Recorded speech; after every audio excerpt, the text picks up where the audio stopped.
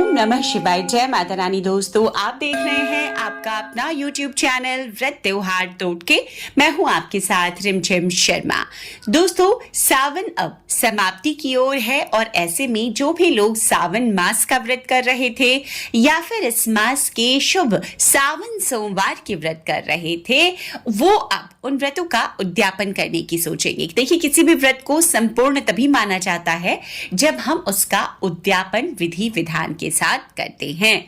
तो आज इस वीडियो में मैं आपके साथ सावन व्रत के उद्यापन और साथ ही सावन सोमवार व्रत के उद्यापन आपको किस प्रकार करना है, कब करना चाहिए, उद्यापन में पूजन के लिए इस दिन क्या सामग्रियों की जरूरत होगी, पूजा आपको घर में करना है या आपको मंदिर में जाकर करना चाहिए, अन्य ऐसे कौन से कर्म हैं जो सावन सोमवार व्रत और सावन मास व्रत के उद्यापन में जरूरी हैं, आपको जरूर करने चाहिए, ये सभी जानकारियां इस वीडियो में मैं आपके साथ शेयर करने जा रही हूं। तो वीडियो को अंत तक जरूर देखिएगा। दोस्तों, चैनल पर इसी तरह की जानकारियां आपको प्राप्त होती रहती है। इस तरह की जानकारियां आपको पसंद आती है तो चैनल को सब्सक्राइब भी जरूर कर लीजिए। नोटिफिकेशन के लिए बेल बटन प्रेस करके रखिए ताकि जब भी मैं कोई वीडियो शेयर करूं वो आपको सबसे पहले प्राप्त हो सके।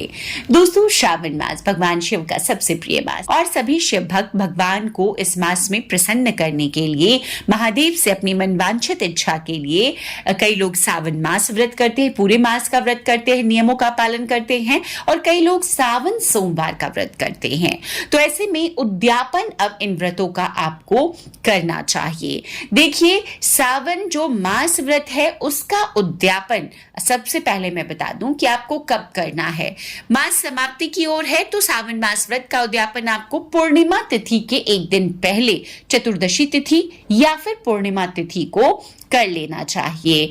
देखिए, सावन सोमवार के जो व्रत लोग कर रहे हैं उन्हें सावन सोमवार के व्रतों का उद्यापन, देखिए क्योंकि इसी मास में सावन में ही उद्यापन करना है तो आखिरी सावन सोमवार व्रत के दिन आपको उद्यापन करना चाहिए। आपने जो संकल्प लिया है जितने भी व्रतों का सावन मास में, आप उतने सोमवार के व्रत पूर्ण करें और आखिरी सोमवार व्रत के दिन आपको व्रत का उद्यापन कर लेना चाहिए। अब दूसरा ये सवाल कि उद्यापन आपको इन व्रतों का कहाँ करना है।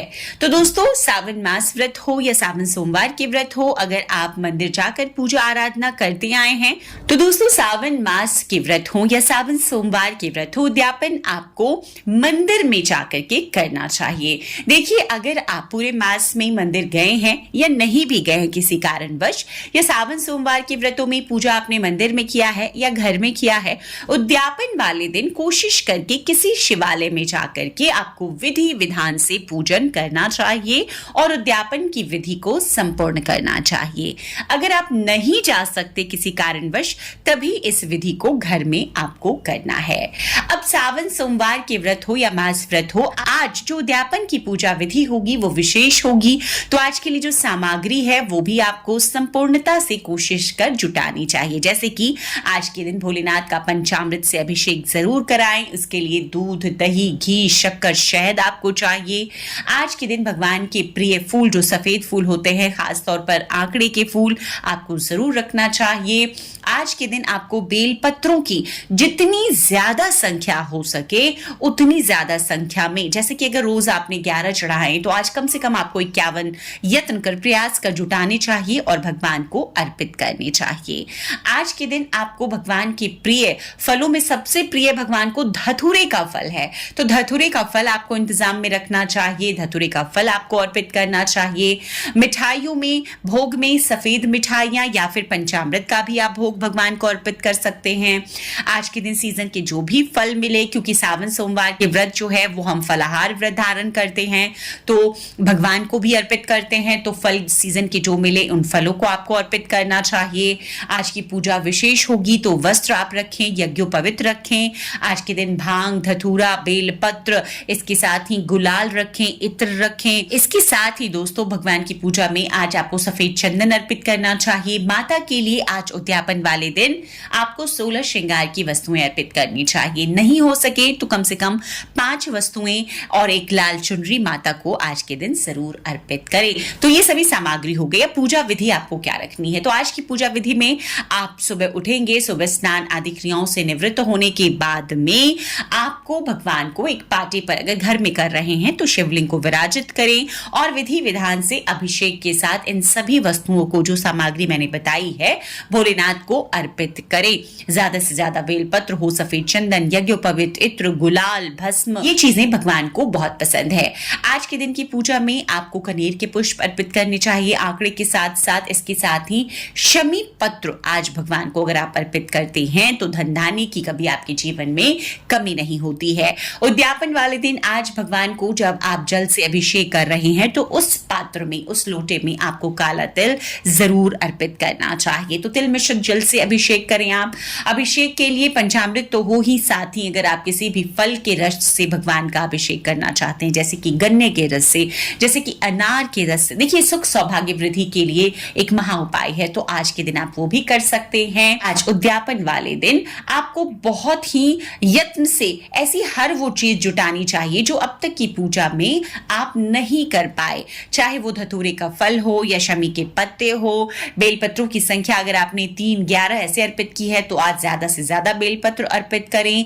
भगवान को धतूरे का फल जैसे मैंने बताया जरूर अर्पित करें। भांग आपको कच्चा अगर मिलता है, नहीं मिल पाता तो सूखा भांग अर्पित करें। वस्त्र अगर आपने अर्पित नहीं किया है तो वस्त्र भी आज के दिन जरूर अर्पित करें। तो इस प्रकार से ये चीजें हैं जो उनको बहुत प्रिय हैं, तो आज आपको जरूर भगवान को अर्पित करनी चाहिए। तो विधि विधान से पूजा संपन्न करें। इन सभी चीजों को अर्पित करने के साथ ही भोग लगाएं आप सफेद मिठाइयों का, फलों का। इसके बाद आपको सावन सोमवार व्रत की कथा आज भी पढ़नी है। तो आपने कथा पढ़ के संपन्न किया। आरती में कपूर की आरती भोलेनाथ को बहुत प्रिय है, तो कपूर भी आरती के लिए जरूर रखें।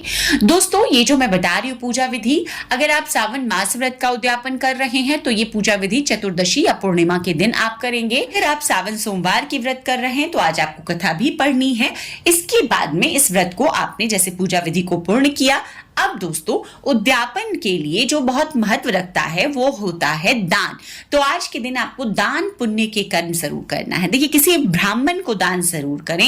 इसके बाद आप चाहें तो जरूरतमंद को भी दान करें। ब्राह्मण को जो हम दान करते हैं उसका बहुत ही ज्यादा पुण्य फल हमें प्राप्त होता है, तो किसी भी ब्राह्मण को दान आपको आज के दिन जरूर करना चाहिए। इसके बाद आप जरूरतमंदों को जो चाहें दान में कर सकते हैं। सफेद वस्तुओं का अगर दान करते हैं आज के दिन, इससे चंद्र देवता का आशीर्वाद भी आपको प्राप्त हो जाता है। तो आप सफेद वस्तुओं का दान करें, जैसे कि चावल का दान करें, सफेद वस्त्रों का दान करें, दूध, दही, मिष्टान, सफेद मिठाइयों का दान करें। इससे आपको बहुत ज्यादा पुण्य फलों की प्राप्ति होती है। इसके बाद दोस्तों, आज उद्यापन वाले दिन आहुति आपको जरूर, हवन आपको जरूर करना चाहिए। चाहे तो आप 1 माला कर ले, 3 माला, 5 माला, जैसी भी श्रद्धा हो। भगवान की जो मूल मंत्र है, जो वैदिक मंत्र है, उस मंत्र से किसी भी एक मंत्र को लेकर आप हवन कर सकते हैं। आपको अगर महामृत्युंजय मंत्र याद है, शुद्धता से अगर आप खुद अगर स्वयं कर रहे हैं, हवन कर पाते हैं तो करें। अगर आप ब्राह्मण से बुलाकर हवन करवाते हैं आज के दिन तो ये तो बहुत ही शुभ फलदायी होता है। तो हवन करें, हवन के बाद दान करें। इसके बाद दोस्तों, अब जो सवाल आता है कि क्या आज के दिन ही भोजन कर लेना चाहिए? बिल्कुल, आज क्योंकि आपने व्रत का उद्यापन कर लिया है तो शुद्ध सात्विक भोजन सावन सोमवार के व्रत में, क्योंकि ये फलाहार व्रत है, अब तक आप फलों का सेवन ही करते आए थे, लेकिन आज आपको एक समय उद्यापन विधि को संपन्न करने के बाद में शुद्ध सात्विक भोजन जरूर ग्रहण कर लेना चाहिए। इससे उद्यापन विधि जो है वो संपूर्ण हो जाती है। तो अगर आप एक बार फिर से समझ लें कि अगर आप मास व्रत कर रहे थे तो चतुर्दशी या पूर्णिमा की तिथि में उद्यापन कर लें इसी विधान से। अगर सावन सोमवार व्रत का उद्यापन कर रहे हैं तो आखिरी सोमवार के दिन आपको इसी विधि से उद्यापन कर लेना चाहिए। तो उम्मीद करती हूं जो ये सभी जानकारियां आपके साथ मैंने शेयर की है आपके लिए उपयोगी साबित होगी।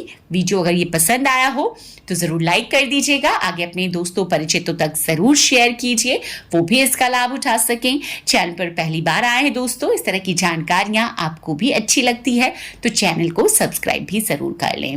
वीडियो देखने के लिए बहुत बहुत शुक्रिया। जय माता रानी, हर हर महादेव।